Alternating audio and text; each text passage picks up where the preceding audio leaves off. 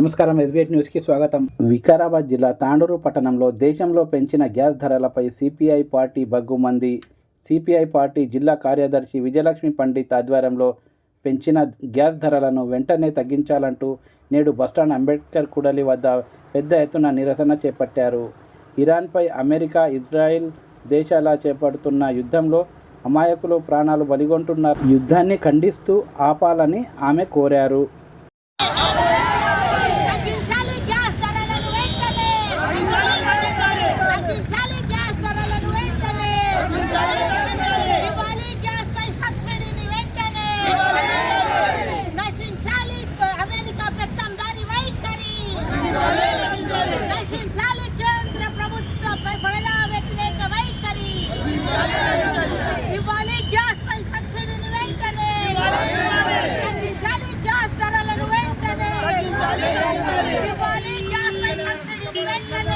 CPI party ఆధ్వర్యం లోపల వికారాబాద్ జిల్లా సమితి తాండూర్ నియోజకవర్గ సిపిఐ ఆధ్వర్యం లోపల ఈరోజు పెంచిన గ్యాస్ ధరలను తగ్గించాలని డిమాండ్ చేస్తూ గ్యాస్కి సబ్సిడీ ఇవ్వాలని చెప్పేసి, అదేవిధంగా యుద్ధాన్ని వెంటనే ఆపాలని చెప్పేసి భారతదేశం తన వైఖరిని, అమెరికా పట్ల తన వైఖరిని స్పష్టం చేసి యుద్ధాన్ని ఆపేయడానికి ప్రయత్నించాలని చెప్పేసి డిమాండ్ చేస్తూ ఈ నిరసన కార్యక్రమం చేస్తున్నాం.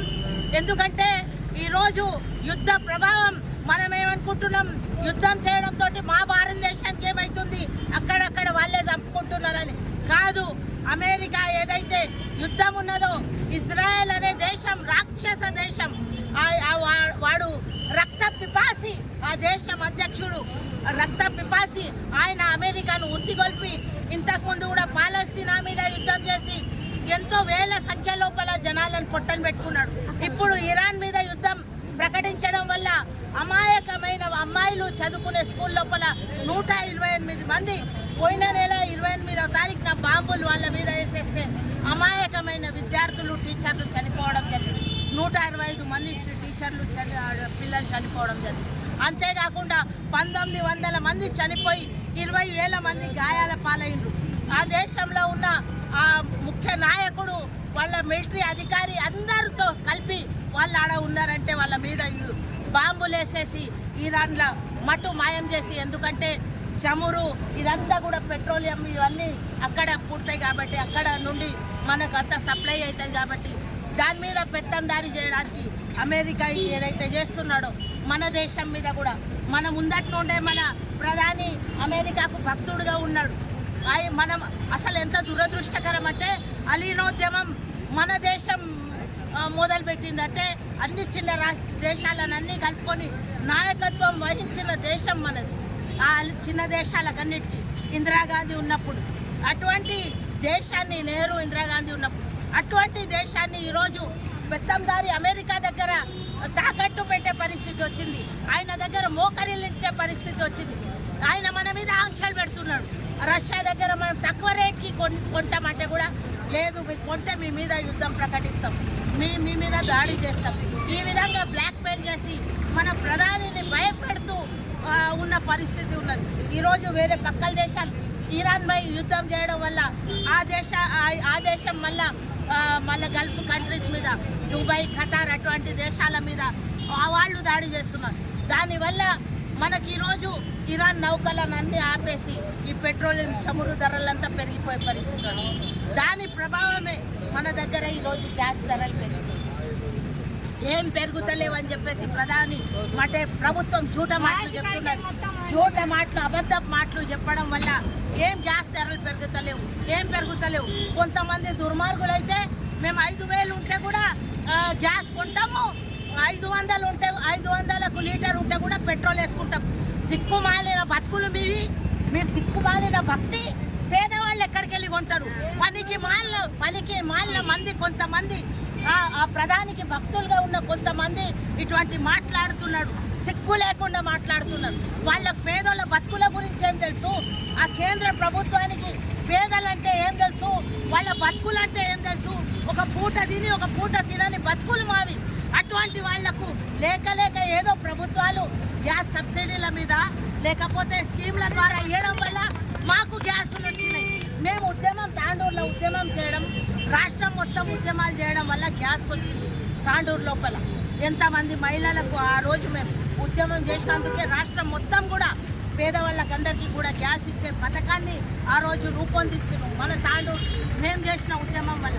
అటువంటి గ్యాసులు పొందిన మాకు మీరు ఇంత పెంచేస్తే ఈరోజు మేము ఎక్కడ పోవాలి? కట్టెల పొయ్యిలు అంటే ఈ పరిస్థితి లేదు. ఈరోజు కట్టెలు కూడా విపరీతంగా పెరిగిపోయినాయి. ఈ దేశం లోపల ఈ ట్రాన్స్పోర్టేషన్ అంటే రవాణా సౌకర్యం మొత్తం కూడా ఈ ధరలు, ఈ చమురు ధరలు, పెట్రోల్, గ్యాస్, డీజిల్ ధరలు పెరగడం వల్ల ఈరోజు నిత్యావసర వస్తువుల ధరలు కూడా పెరిగిపోయినాయి. రాను రాను ఇదంతా కూడా మన ఇంట్లో వాడుకునే వస్తువులు కూడా ధరలు పెరిగి కొనలేని పరిస్థితిలో మనం వచ్చే పరిస్థితి ఉంది. కాబట్టి ఈ రోజే మన సిపిఐ పార్టీ తరపున ఇంకోటి వెనిజులా అధ్యక్షుడిని అతని భార్యను రాత్రికి రాత్రి కిడ్నాప్ చేసేసి, అంటే ఒక దేశ అధ్యక్షుడిని అతని భార్యను కిడ్నాప్ చేసి మొత్తము అరెస్ట్ చేయడం అనేది ఎంత దుర్మార్గమైన చర్య అని చెప్పేసి ఈ సందర్భంగా తెలియజేస్తున్నాం. వెనిజులా దేశం లోపల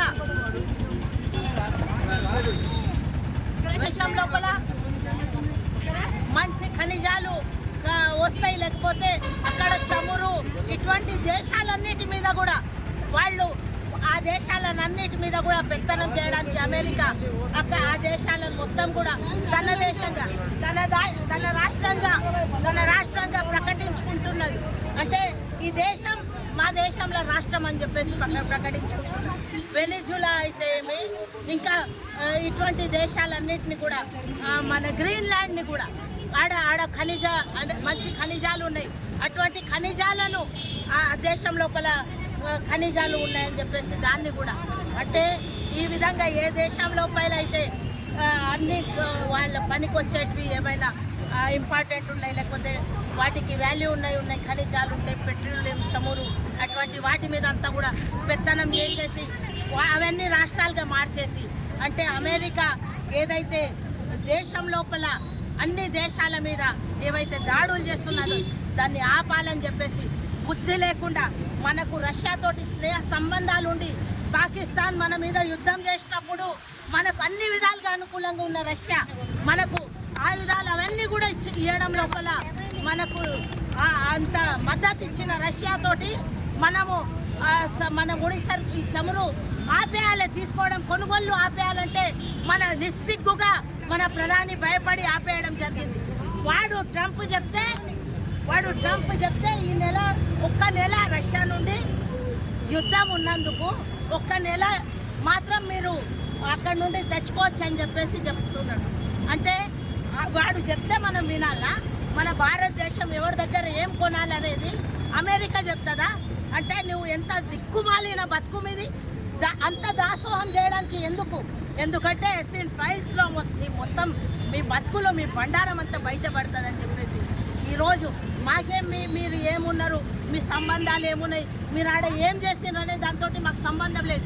కానీ దేశానికి అధిపతిగా ఉన్నప్పుడు, దేశానికి ప్రధాని ఉన్నప్పుడు ఈ దేశానికి ఏం చేస్తే మేలవుతుంది, ఎవరితోటి మనం ఉంటే మేలవుతుంది, ఎవరు మనల్ని నాశనం పట్టేయడానికి చూస్తున్నాడు, ఎవడు మన మీద పెత్తందారి చేస్తున్నాడు అనేది ఆలోచన చేయాలి. చప్పనించికి ఛాతీ అంటే కాదు, సిగ్గు లేకుండా నీ చప్పనించికి ఛాతీ ఇప్పుడు ఎక్కడ పోయినావు నువ్వు?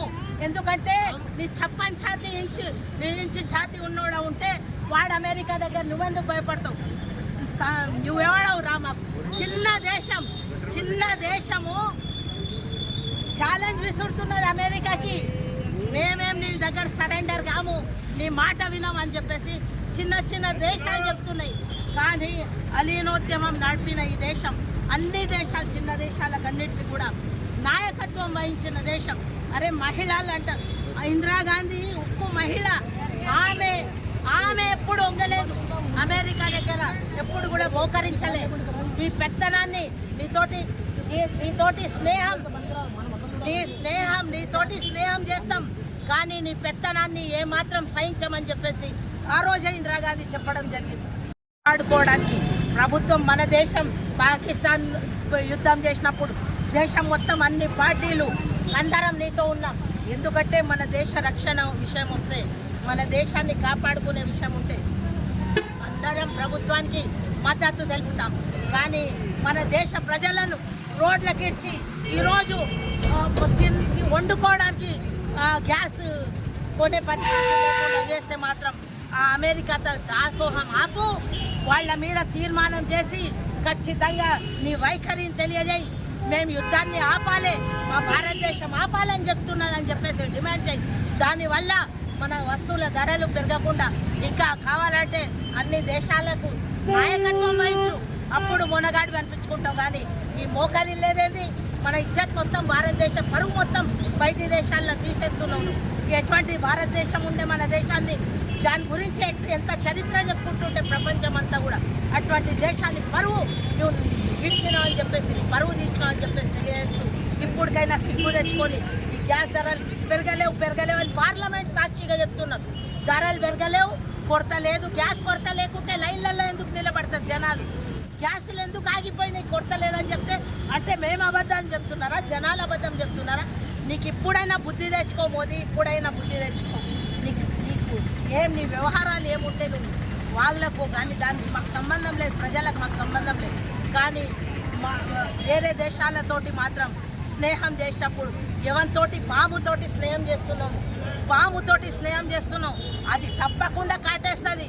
కాబట్టి మన భారతదేశ పౌరుషాన్ని కాపాడుకోవాలి. మనమందరం కూడా ఇంకా చైతన్యవంతులై మన ధరలు పెరిగినప్పుడు, మన గ్యాస్ ధరలు పెరిగినా, నిత్యావసర వస్తువుల ధరలు పెరిగినా, ప్రజలకు ఇబ్బంది జరిగిన ఏ అంశం ఉన్నా కూడా తప్పకుండా సిపిఐ తన వైఖరిని ఇదే విధంగా నిరసనల ద్వారా తెలియజేస్తాం.